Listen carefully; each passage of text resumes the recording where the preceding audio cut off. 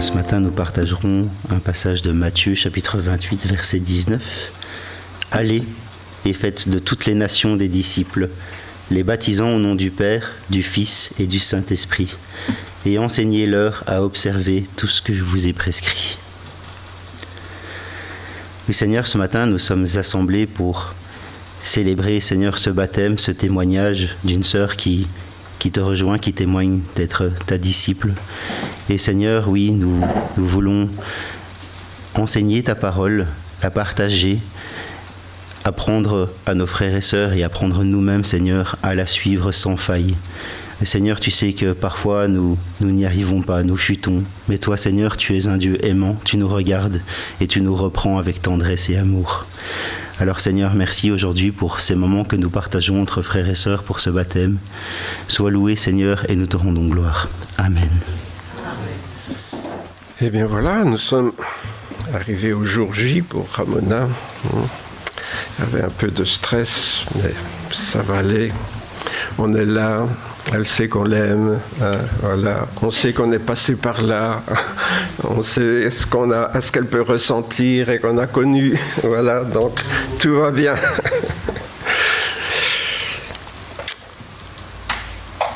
J'aimerais revenir à ce texte qui a déjà été lu ce matin, où Jésus s'approche de ses disciples et leur parla ainsi: « Tout pouvoir m'a été donné dans le ciel et sur la terre. Allez, faites de toutes les nations des disciples en les baptisant. » Autrement dit, en les plongeant dans l'eau. Littéralement, c'est ce que signifie le mot en grec.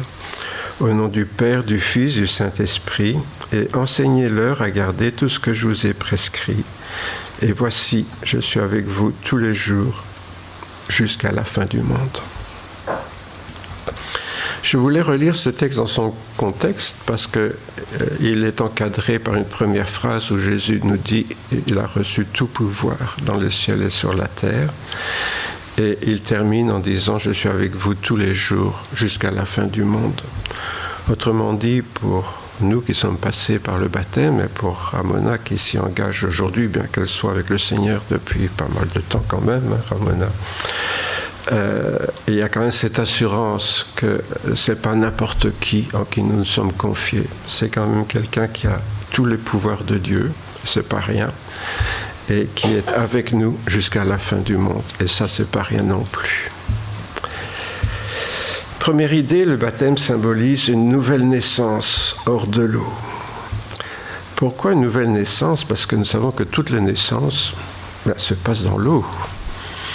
Quand Françoise m'a dit « Ah, je perds mes os », je savais que l'arrivée de notre aîné n'était pas loin. Pour moi, c'était une première, pour elle aussi, mais enfin, on le savait. Parce que la naissance, c'est hors de l'eau. Et donc, le baptême, en grec, donc, c'est plonger dans l'eau, je viens de le dire, hein, ça se dit baptizo. Ma femme me dit que je dis chaque fois la même chose, mais aujourd'hui encore, les ménagères grecques baptisent leurs pommes de terre.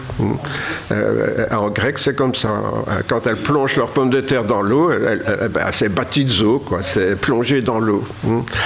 Donc, le terme est sans équivoque quelque part.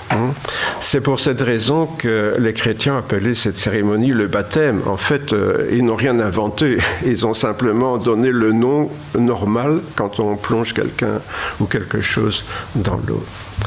Et c'est ainsi que Jésus a été baptisé par Jean-Baptiste. Il y a toutes sortes d'images où on voit Jésus avec juste les doigts de pied dans l'eau, et puis Jean-Baptiste avec une coquille Saint-Jacques au-dessus qui lui met quelques gouttes sur la tête. Ça n'a rien à voir, cette image d'Épinal, avec la réalité. Quand Jésus a été baptisé dans l'eau, il a été plongé dans l'eau du Jourdain. D'ailleurs, la Bible est très claire, elle nous dit que Jean baptisait à cet endroit-là parce que l'eau était plus profonde. Donc c'était bien parce qu'il fallait plonger les gens dans l'eau. Le baptême chrétien n'est pas non plus un rite de purification, parce que les Juifs connaissaient déjà cela, comme dans l'islam aussi, il y a des bains de purification.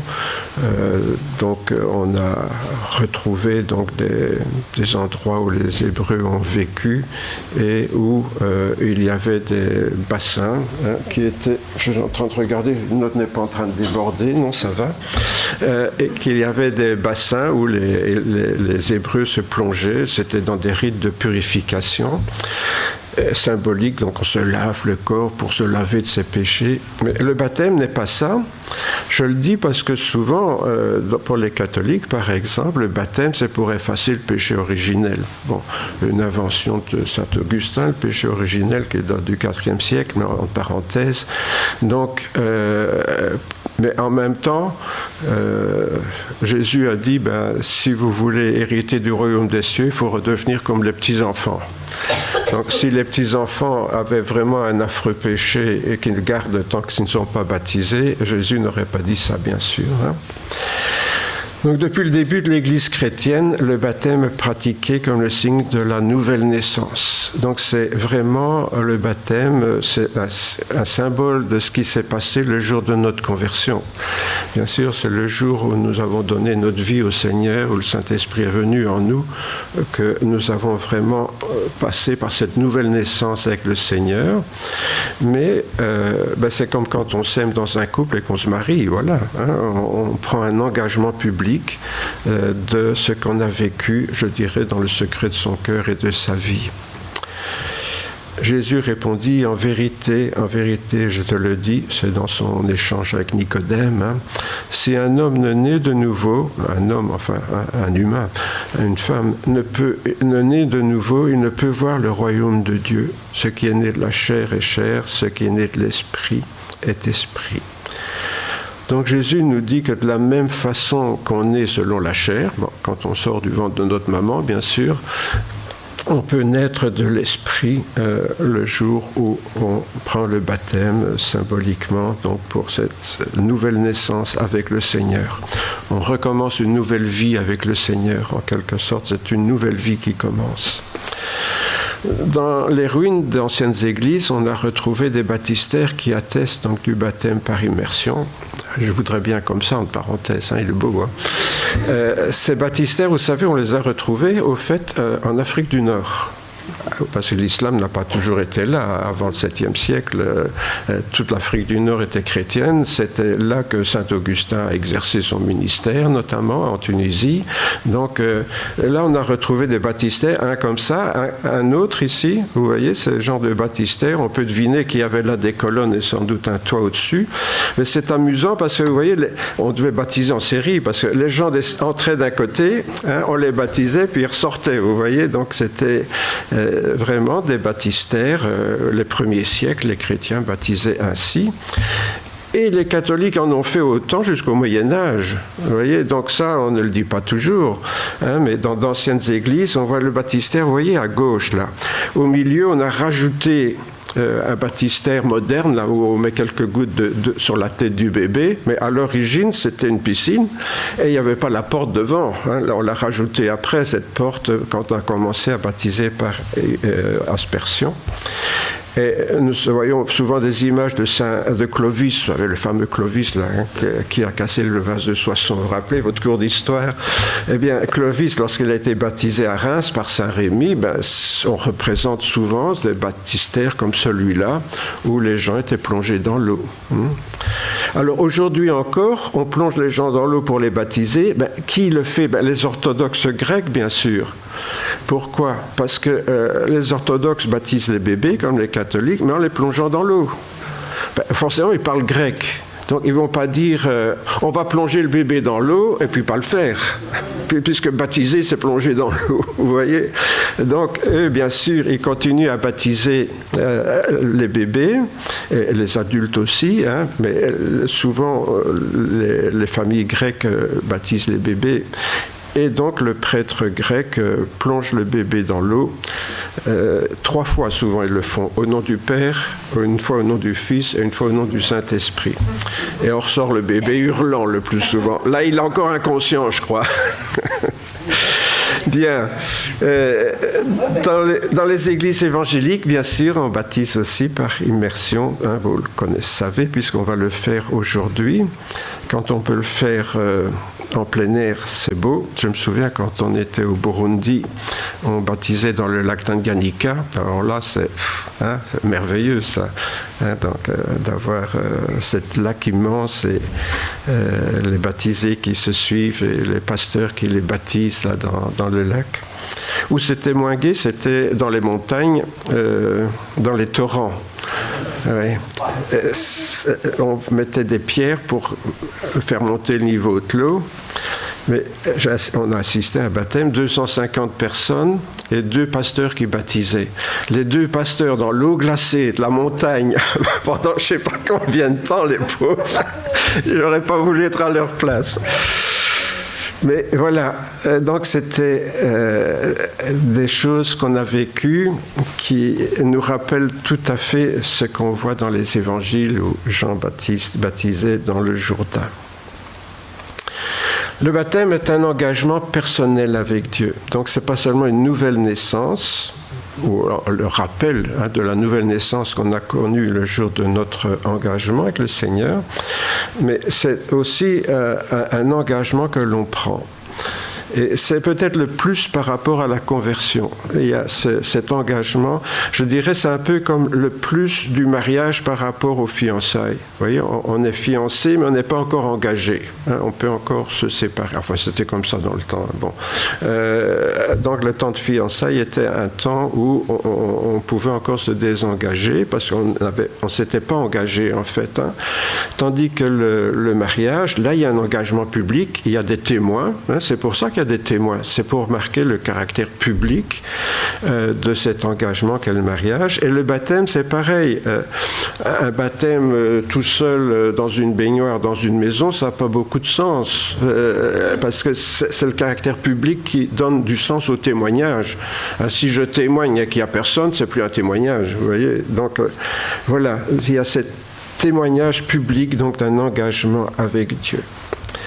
Et à ce propos, je voudrais faire une petite parenthèse sur la folie de Dieu, qui est plus sage que la sagesse humaine. Parce que je trouve souvent, on oublie une chose, c'est que quand Dieu a créé l'humanité, il savait ce qu'il allait arriver. Et je me souviens une fois dans un séminaire pour les professeurs de religion, il y a un auteur de pièces de théâtre qui avait fait une pièce de théâtre qu'il a invité tous les professeurs à jouer. Là, c'était chouette. L'histoire, c'était les anges qui discutent avec Dieu et qui disent « Mais tu vas quand même pas créer quelqu'un qui va te renier après, quand même. Hein » Et Dieu disait « Si, je vais le faire. » Mais enfin, l'ange Gabriel disait « Mais Seigneur, tu es fou. » Et en fait, l'apôtre Paul aussi, il parle de la folie de Dieu. Et qu'est-ce qu'il veut dire, la folie de Dieu? Créer un humain qui va le rejeter en disant « Je n'ai pas besoin de toi », ou qui va le nier en disant « Tu n'existes même pas », il fallait que Dieu soit fou quand même, quelque part. Vous voyez, on ne crée pas quelque chose qui va faire notre malheur en sachant à l'avance ce que ça va faire notre malheur ou notre tristesse. Et pourtant, c'est ce que Dieu a fait en créant l'humanité. Pourquoi ? Puisqu'il nous a dit qu'avant la création du monde, Dieu avait prévu que Jésus-Christ viendrait pour nous sauver. Donc c'est bien la preuve qu'avant de créer même l'univers, Dieu savait ce qu'il allait arriver. Et je trouve, mais c'est tellement beau ce geste d'amour de Dieu qui se dit, si je vais les créer moi-même, je sais qu'ils vont me renier, etc. Mais je m'incarnerai dans un homme pour les sauver et ainsi ils seront avec moi. Ça deviendra mes enfants. Et donc Dieu a eu cette folie d'aimer l'humanité en se disant je vais créer des gens qui vont me rejeter, mais je vais quand même venir au milieu d'eux sous forme d'un être humain pour qu'ils me voient bien et je vais mourir et payer le prix de leur impiété. Quel amour Dieu a eu pour nous avant même qu'on existe, hein, c'est ça qui est fou dans l'histoire. Hein. On n'était même pas encore là, ni vous ni moi, bien sûr, ni tous ceux qui nous ont précédés, ni tous ceux qui nous suivront. Et pourtant, Dieu savait tout ça, et il l'a fait quand même. ce que la Bible appelle la mort éternelle, en l'occurrence, c'est d'être éternellement privé de la présence de Dieu. Bon, on oublie l'histoire du barbecue géant, là, hein, parce que ça, on l'a fait pour faire peur aux gens. Hein. Vous savez, la peur, ça marche mieux souvent que l'amour. Vous voyez, quand on veut un résultat. Hein. Dire, fais ça, ça me fera plaisir. Mais si tu ne fais pas ça, tu iras en prison, alors là, oui, là, on va le faire. Vous voyez. Et donc, pendant longtemps, les religions voulu fiche la trouille aux gens, disons-le comme ça, en disant, si vous ne faites pas baptiser dans notre Sainte Mère, la Sainte Église catholique, regardez ce qui vous attend, et on met un barbecue géant où des diables vous retournent sur un fer, là, pour un... Bon, voilà. Mais je dirais, en fait, l'enfer, c'est pire que ça. C'est pire que ça, parce que c'est être privé de la présence de Dieu, et en même temps de se dire, c'est de ma faute. C'est ça le pire. Tant qu'on peut rejeter la faute sur quelqu'un d'autre, ça, on peut encore se soulager en disant « Oh, mais c'est pas de ma faute parce que ceci ou cela. » Mais quand on se retrouve dans un endroit où ça vous est déjà arrivé peut-être, enfin moi ça m'est arrivé d'avoir fait une bêtise et puis de me dire oui, bon, voilà, t'as déconné, excusez l'expression, voilà ce qui arrive. Et on se sent mal, là. On se sent mal parce qu'on sait qu'on n'a pas d'excuses. Et c'est ça l'enfer, finalement, de se retrouver privé alors qu'on savait que c'était possible. Je parle ici, bien sûr, des gens qui ont eu l'occasion de connaître Jésus. Hein. Pour les autres, c'est une autre affaire. Jésus a prouvé donc qu'il était Dieu en même temps que d'être un homme par son enseignement, son amour et son empathie. En fait, Dieu, on ne sait pas comment il est. On dit que c'est un pur esprit. Ben oui, d'accord, mais ça peut dire quoi, ça, exactement? On imagine bien, mais on ne peut pas se représenter Dieu. On dit oui, il sait tout, il est partout, d'accord, une sorte de super intelligence artificielle, ou je ne sais pas, moi, tout ce qu'on peut s'imaginer de Dieu. Donc on ne peut pas s'imaginer Dieu. Pourquoi? Parce qu'on n'a pas d'élément de référence. Vous avez déjà réfléchi à ça. Pour imaginer quelque chose, il faut qu'on puisse se référer à quelque chose. Si vous n'avez pas jamais mangé certains fruits tropicaux, on peut dire ça ressemble à ça. Chez nous, à une pomme, à une poire, à une fraise, je ne sais pas. Et ça a un goût un peu comme de l'ananas, tu vois. Oui, ah oui, d'accord. Bon, vous voyez, il faut qu'on puisse comparer pour se faire une idée de quelque chose qu'on ne connaît pas. Mais Dieu, on n'a pas d'élément de référence. Donc la seule chose qui était possible, c'est que Dieu devienne un être humain et montre au travers cet être humain quels sont ses sentiments, ses désirs, sa volonté, etc. Et ça, bien sûr, c'est ce qu'il a fait en naissant dans cet enfant, Jésus, qui a été un homme tout à fait comme nous, d'un côté, mais qui a montré que Dieu était en lui au travers de tout ce qu'il a fait. Et le plus qu'il a fait, c'est pas seulement ses miracles, c'est de ressusciter. Parce que ça, c'est le gros scandale de la religion chrétienne. Jésus, on veut bien croire qu'il a été comme un Gandhi, comme la mère Teresa, ou je ne sais pas, moi, on le compare à toutes sortes de gens très gentils et qui ont fait du bien, etc. D'accord?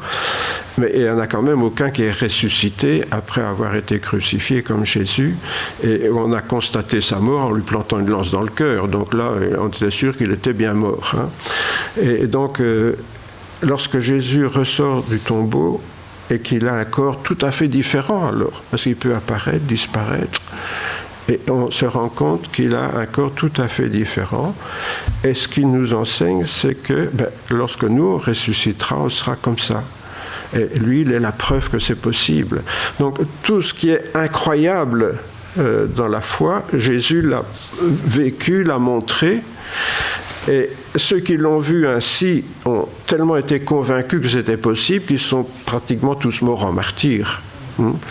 Donc, Bon, que quelqu'un meure en martyr parce qu'il se tape un film, d'accord.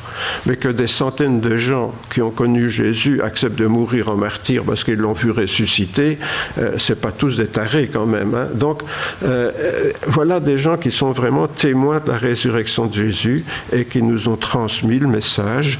Et puis ceux à qui on l'a transmis, l'ont transmis. Et puis ça arrive à nous aujourd'hui et c'est à nous de le transmettre aux suivants.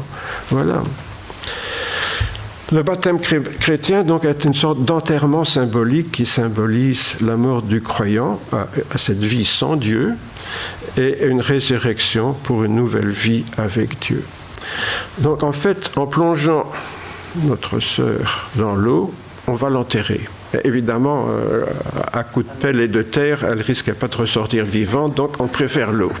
Voilà. Donc c'est un enterrement symbolique. Et puis quand elle sort de l'eau, elle sort du tombeau. Tu vois, c'est ton tombeau là. Elle sort du tombeau, ressuscite avec Jésus. C'est ça le baptême chrétien. C'est l'image d'un enterrement et d'une résurrection. C'est quand même très significatif. On meurt parce qu'on a vécu, elle, ça remonte à plus loin, bien sûr, mais tous on a vécu un moment de notre vie sans Dieu et puis on est sorti de l'eau et ça symbolise qu'on a commencé une nouvelle vie avec Jésus et cette nouvelle vie, donc on veut la vivre fidèlement. Cette mort donc, et cette résurrection symbolisent donc quelque chose qui nous renvoie à ce que Jésus a vécu, mais lui, pas symboliquement, lui il l'a vécu en vrai, mais ce que nous vivons symboliquement nous rappelle aussi qu'un jour on va mourir. C'est la seule chose dont on est sûr en naissant, hein. C'est qu'un jour on va mourir. En dehors de ça, on est sûr de rien. Mais ça, on est sûr qu'un jour on mourra. Moi, plus près que certains d'entre vous, vu que, voilà, je suis plus vieux. Mais, donc tu vois, Ramona, t'as encore un peu de temps, toi, en principe. Moi, j'ai la chance que bientôt je serai avec Jésus. Toi, tu devras, tant pis pour toi. Voilà. Donc, on a cette certitude qu'un jour on mourra, mais on a aussi cette conviction que Jésus est la preuve que c'est possible. Un jour, on va ressusciter avec un corps glorieux, un corps, encore une fois, qu'on a du mal à expliquer. Ceux qui l'ont vu au début, qui ont cru que Jésus c'était un fantôme, parce qu'ils se sont dit, c'est pas possible, on l'a vu mort.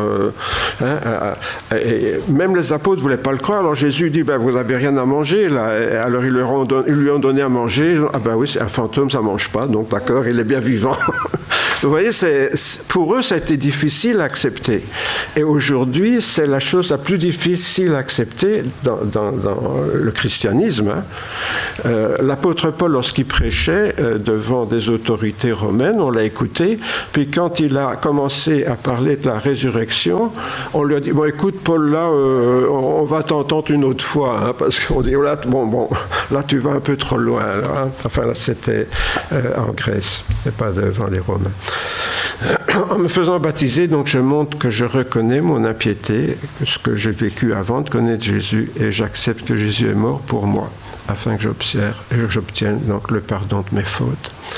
Et bien sûr, c'est dans cet esprit que Ramona veut se faire baptiser, un esprit de reconnaissance pour suivre le Seigneur selon ses enseignements. On l'a vu tout à l'heure, enseignez-leur ce que je vous ai prescrit. En prenant mon baptême, en faisant baptiser, j'accepte donc sincèrement de mourir avec Jésus, de ressusciter avec lui. Et c'est ce que je proclame devant tout le monde à travers mon baptême. Alors, le baptême aussi, on l'a vu, c'est baptiser au nom du Père, du Fils et du Saint-Esprit. Bon, j'ai développé ça un peu plus loin, si vous voulez le voir dans le PowerPoint qui accompagnera le message. Je voudrais juste dire quelques éléments de base. Donc, Jésus a dit, faites des disciples en les baptisant au nom du Père, du Fils, du Saint. Mais pourquoi le faire au nom du Père, du Fils et du Saint-Esprit ? Vous savez, certaines sectes aujourd'hui baptisent seulement au nom de Jésus. Ils disent qu'ils ne sont pas d'accord de baptiser au nom du Père, du Fils et du Saint-Esprit. Pourquoi ? Parce qu'ils disent, nous on ne croit qu'en un seul Dieu, c'est celui qui s'est incarné en Jésus. Bon, voilà, les branhamistes, pour ne pas les citer, baptisent seulement au nom de Jésus. Au cours du IVe siècle, donc c'était tout au début d'ailleurs du IVe siècle, des théologiens ont formalisé en quelque sorte cette formule en disant, voilà, ça c'est le mystère de la Trinité. Hein. Le mystère de la Trinité, il y a le Père, et il y a le Fils, il y a le Saint-Esprit, le Père qui a créé l'univers, le Fils qui s'est incarné en Jésus-Christ et le Saint-Esprit qui vient habiter en nous. Et donc, alors un Dieu, il est tout ça en même temps. On dit, voilà, en fait, à l'époque, ça s'est fait au concile de Nicée. Donc Nicée, c'est près de Constantinople, donc c'est un petit peu au sud-est de Constantinople. Ce concile donc, a réuni 220 évêques, pour vous donner une idée, et c'est l'empereur Constantin qui venait de se convertir, qui s'est dit, moi je voudrais mettre un peu d'ordre dans la pagaille du christianisme, parce que tout le monde n'est pas... Certains disent une chose, d'autres disent autre chose. Eh bien, je vais les réunir tous et ils vont se mettre d'accord parce que moi, dans mon empire, je veux que tout le monde croie la même chose. Vous savez, l'empereur s'est converti, il a trouvé que le christianisme, c'était bien pour réunir tout le monde, quoi. Donc, il n'était peut-être pas beaucoup très chrétien, j'allais dire pas plus chrétien que mon chat, mais enfin un petit peu plus quand même, mais pas beaucoup, quoi. Hein. Mais lui, il était empereur, il voulait que tout le monde croie la même chose, quoi. Bon. Et donc, il a réuni tous ces évêques et ils ont discuté, voilà, il y a un seul Dieu et trois hypostases, le Père, le Fils et le Saint-Esprit. Ça va me dire, trois hypostases, c'est quoi cette bête-là, hein? Eh bien, l'hypostase en grec, hypostasis en grec, hein, c'est ce qui exprime quelque chose, qui manifeste quelque chose. On trouve cette expression dans Hébreu au chapitre 1er, au verset 3 notamment, hein, ce mot hypostasis. Donc ça veut dire qu'il y a un seul Dieu qui s'exprime, qui se manifeste de trois façons.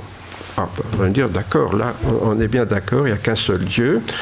Il se manifeste de trois façons différentes, tantôt comme Père, tantôt comme Fils, tantôt comme Saint-Esprit. Ok, pas de problème pour la foi. Donc avec le grec, on est d'accord, et il y a bien un seul Dieu qui se manifeste de trois façons.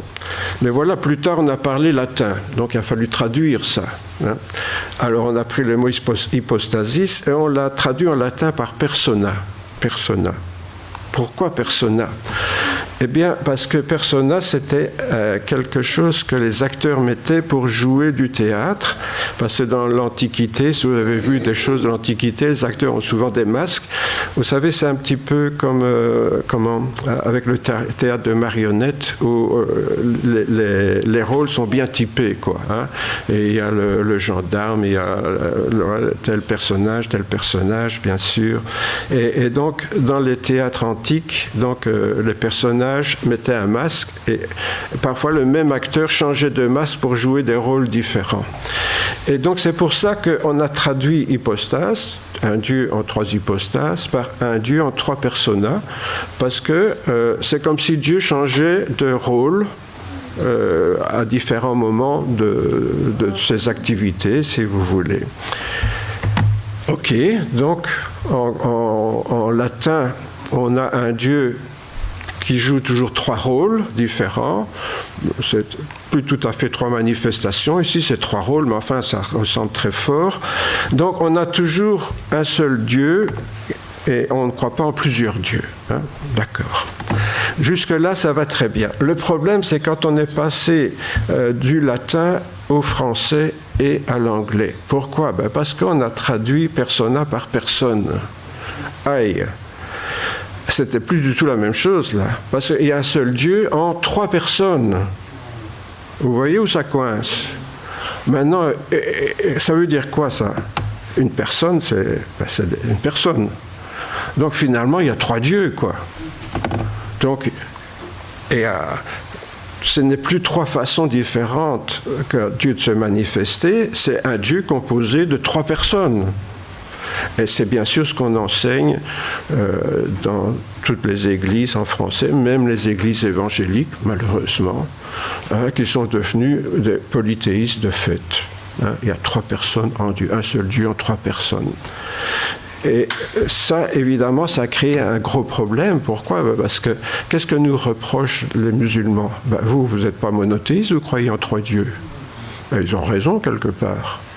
Pour beaucoup de chrétiens, les témoins de Jéhovah nous disent la même chose. Ah non, nous, c'est Jéhovah. Notez que Jéhovah, ça n'existe pas, mais en fait, c'est une autre histoire. Donc, voilà. Et donc, finalement, qu'est-ce qui s'est passé ? On a commencé à parler à Dieu le Père, Dieu le Fils, Dieu le Saint-Esprit. Vous savez, j'étais à une réunion de pasteurs évangéliques où ils ont voulu un peu retravailler la profession de foi et un éminent personnage là qui a dit oui mais il faut parler Dieu le Père Dieu. Mais je dis non, écoute, ça va pas, en français ça veut dire qu'il y a 3 dieux. Dieu qui existe comme Père, Fils et Saint-Esprit, mais pas Dieu le Père, Dieu le Fils, Dieu le Saint-Esprit. On n'a rien voulu entendre. La vérité évangélique, c'est qu'il y a 3 dieux, enfin Dieu le Père, Dieu le Fils, Dieu le Saint-Esprit. Alors vous voyez, quand même dans nos églises évangéliques, on vient avec ce polythéisme de fait, alors qu'au départ, ce n'était pas ça du tout l'intention. Je vous l'ai montré avec les traductions, là. On se rend compte que finalement, dans nos églises, les gens, oui, prient Dieu le Père, Dieu le Fils, Dieu le Saint-Esprit, mais oui, comment ça se passe ? Il y a 3 dieux. Non, il n'y a qu'un Dieu. Ah oui, non, il y a Dieu le Père, Dieu le Fils, Dieu le Saint-Esprit. Oui, mais il n'y a qu'un Dieu. Non, il y a Dieu le Père, Dieu le Fils. Vous voyez, ça devient une histoire de fou, ça. Bon. Donc, quand on baptise notre sœur avec cette formule baptismale au nom du Père, du Fils, du Saint-Esprit, on va dire, alors c'est de la faute de Jésus, ça, pourquoi il a dit ça ? Parce que Dieu se manifeste, je viens de le dire, de 3 façons différentes, et surtout dans la perspective de notre salut. Qu'est-ce qui s'est passé, en fait ? Quand on parle de Dieu, du Dieu souverain, le Dieu créateur de l'univers, celui qui a tout conçu, il a aussi conçu le plan de notre salut, je vous l'ai rappelé il y a un instant. Ça faisait partie des choses qu'il avait en tête avant même la conception de toute chose. Quand Dieu s'est incarné dans le Fils, et il est venu réaliser ce que le Père, quelque part, avait conçu, mais c'est le même Dieu. Bon. Et quand ce même Dieu vient habiter dans nos cœurs et nous parle pour nous faire comprendre ce qui s'est passé, qu'on est pécheur, que Jésus est mort pour nos péchés, etc., c'est toujours le même Dieu qui se manifeste, mais d'une autre façon dans notre vie. J'ai quand même fait une petite parenthèse pour bien comprendre. Quand j'étais à l'école, j'expliquais ça aux enfants. S'ils comprennent, vous devez comprendre aussi. Bon. Donc, je leur disais, voilà, moi je m'appelle Roger Lefebvre. Je suis votre professeur, mais je suis aussi le papa de 3 filles. Et je suis aussi pasteur. Bon. Quand je suis votre professeur, est-ce que je suis votre papa ? Non. Quand je suis votre professeur, est-ce que je suis votre pasteur ? Non, parce que ce n'est pas le même rôle du tout. Pasteur et professeur, c'est 2 choses différentes. Bon. Est-ce que c'est un morceau de moi qui est là ? Ah non, je suis là bien avec entier. Vous voyez ? Alors, quand je suis père de famille, vous avez compris, c'est pareil. Je ne suis ni pasteur ni professeur. Et quand je suis pasteur, je ne suis pas professeur. Ce que je fais ce matin, ce n'est pas de l'enseignement comme à l'école, c'est un enseignement biblique. Et quand je suis père de famille, voilà, je mets en pratique ce que j'ai moi-même enseigné et appris dans la Bible. Donc, le même Dieu peut jouer 3 rôles différents, puisque je suis capable de le faire, et il n'y a pas de raison que Dieu ne soit pas capable de le faire, vous voyez. Et donc, c'est ça qu'il faut avoir en tête, bien avoir en tête que Dieu se manifeste dans sa parole, dans notre vie, de 3 façons différentes. Et c'est toujours le même Dieu. Quand Dieu est dans un rôle, ça ne l'empêche pas d'avoir les 2 rôles, mais il ne joue pas forcément tous les rôles en même temps. Donc c'est toujours le même Dieu qui agit en notre faveur et qui désigne, qu'on désigne différemment, donc en fonction du rôle qu'on a en tête quand on lui parle. Et enfin, le baptême rappelle que notre foi demeure bien monothéiste. En simplifiant très fort, on peut dire, si vous voulez, que le Père, c'est Dieu quand il est au ciel, le Fils c'est Dieu quand il est près de nous, Emmanuel, Dieu avec nous, et le Saint-Esprit c'est Dieu qui est en nous. Hein. Voilà, j'essaye d'être simple comme je le suis quand je l'étais avec les plus jeunes. Hein. Comme ça c'est plus simple. Voilà. Je m'adresse à Dieu au ciel, je suis son Père. Dieu qui est avec nous dans ce monde, celui qui est mort sur la croix pour moi, le Fils, et celui qui est dans mon cœur, le Saint-Esprit. Mais c'est le même Dieu, bien sûr. Voilà pourquoi le christianisme donc, est une religion monothéiste, comme le judaïsme ou l'islam, hein, les autres fils spirituels d'Abraham, hein, le père des croyants. Oui, vous le savez, donc le judaïsme, oui, forcément, c'est les descendants d'Abraham. Nous, au travers de Jésus, nous sommes aussi des monothéistes, descendants d'Abraham. Et l'islam, à travers d'Ismaël, qui était le fils d'Abraham avec une égyptienne, une esclave, c'est aussi le monothéisme. Voilà donc pourquoi il n'y a pas d'incompatibilité entre le fait d'être baptisé au nom du Père, du Fils et du Saint-Esprit. En fait, quand on baptisera dans un instant, maintenant Ramona, au nom du Père, du Fils et du Saint-Esprit, on se rappelle que c'est Dieu qui avait prévu qu'un jour elle le rencontre au travers de son Fils Jésus-Christ et que le Saint-Esprit lui parle pour lui faire comprendre tout ça. Voilà, c'est baptisé au nom du Père, du Fils et du Saint-Esprit, c'est un résumé de la foi chrétienne en quelque sorte. Hein, ce n'est pas trois dieux différents qui nous baptisent. En effet, si j'accepte l'idée que l'impiété est une maladie qui me condamne à la mort éternelle, eh bien, on pourrait dire qu'en tant que Père, Dieu a inventé le remède. C'est une autre image. Jésus, le Fils, c'est celui qui a réalisé le remède en mourant sur la croix pour nous. Je ne sais pas ce qui se passe là. Les jeunes sont très précoces maintenant. Hein. Non, ne t'affole pas, Elisabeth, tu peux rester là. Hein. Ouh, reste là, Elisabeth, ne t'en sauve pas. On va essayer de régler le problème de téléphone. C'est difficile maintenant d'avoir les enfants. Au berceau, ils jouent déjà avec ça. Alors, bon, je répète, donc le Père, si on considère que d'être pécheur, c'est une maladie, le péché, d'accord ? Ben, Dieu a inventé le remède, le Fils l'a accompli sur la croix, et le Saint-Esprit nous l'administre aujourd'hui quand il nous convainc de tout cela. C'est une autre manière de voir le sens de notre baptême, si vous voulez. Mon baptême donc, témoigne donc de ma foi en un Dieu un, qui est intervenu à 3 niveaux pour que je sois sauvé aujourd'hui. Donc, on se rend compte qu'en fait, notre salut en tant que chrétien s'inscrit dans une histoire. On n'est pas chrétien par hasard. Vous voyez, c'est ça qui est intéressant d'être baptisé au nom du Père, du Fils et du Saint-Esprit. On réalise que c'est une vieille histoire. Dieu avait prévu ça. Puis Jésus est venu l'accomplir il y a 2000 ans. Puis aujourd'hui, le Saint-Esprit m'en fait bénéficier en me convainquant que je peux être guéri de ma maladie du péché au travers de Jésus. Donc, en tant que chrétien, on s'inscrit dans quelque chose. Vous voyez, et ça, c'est intéressant de le rappeler le jour de son baptême. Mais bien sûr, et je terminerai par là, le baptême demeure avant tout un engagement. Je reviens à ce que je disais au début. En se faisant baptiser, on confesse publiquement qu'on a accepté Jésus comme son sauveur, qu'il est mort pour nous sur la croix et que grâce à lui, j'ai mes péchés pardonnés. Et on s'engage à le suivre, parce que le mot disciple, les chrétiens, vous savez, au début, on n'appelait pas les chrétiens, c'est venu plus tard ça, c'était les disciples de Jésus, ceux qui suivaient Jésus, qui marchaient dans ses idées, derrière lui, littéralement, puis aussi dans ses idées. Donc, on s'engage dans 2 choses, et c'est les 2 questions que je poserai à Ramona tout à l'heure. Est-ce que tu as accepté Jésus comme ton sauveur, et est-ce que tu t'engages maintenant à le suivre comme ton Seigneur? Maintenant, c'est lui le patron, c'est lui qui dirige notre vie, vous voyez. Et c'est là les 2 choses donc, que nous allons faire très bientôt. Mais avant, je vous invite à prier quelques instants. Et en nous rappelant qu'en effet, Dieu a tant aimé l'humanité. Et rappelons-nous, il l'a aimée avant même qu'elle existe. Qu'il a donné son Fils unique afin que quiconque croit en lui. Et comment est-ce qu'on croit en lui? Par le Saint-Esprit qui nous parle. voyez, ne périssent pas, mais la vie éternelle. Dans ce verset, il y a la manifestation de ce plan de Dieu pour notre salut et pour l'éternité.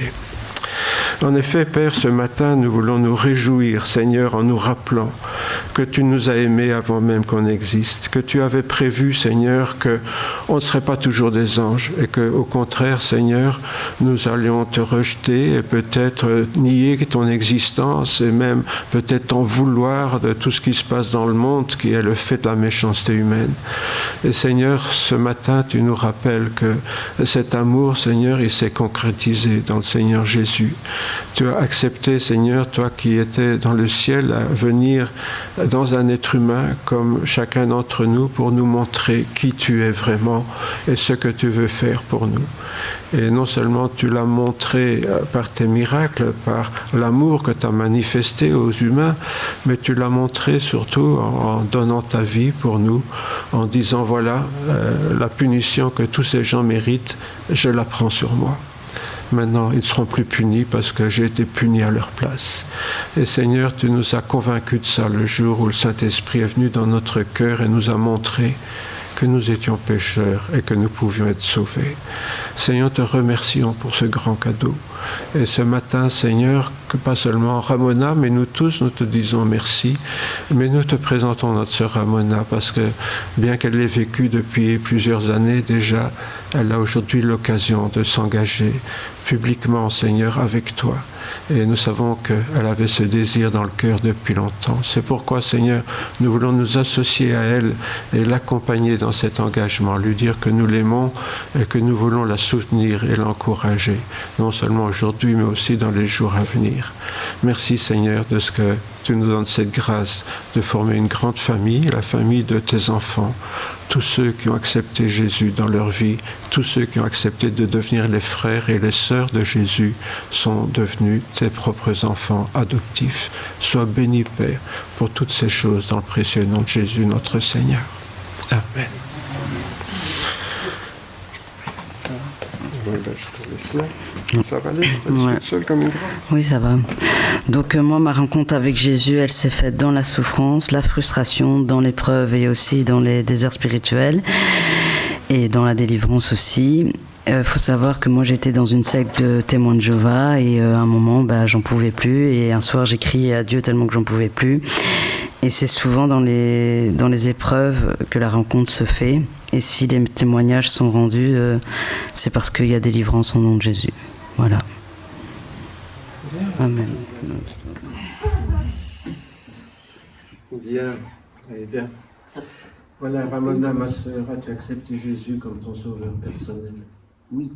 Et acceptes-tu de le suivre comme ton Seigneur maintenant? Oui. Bien, sur ta profession de foi, je te baptise au nom du Père, du Fils et du Saint-Esprit.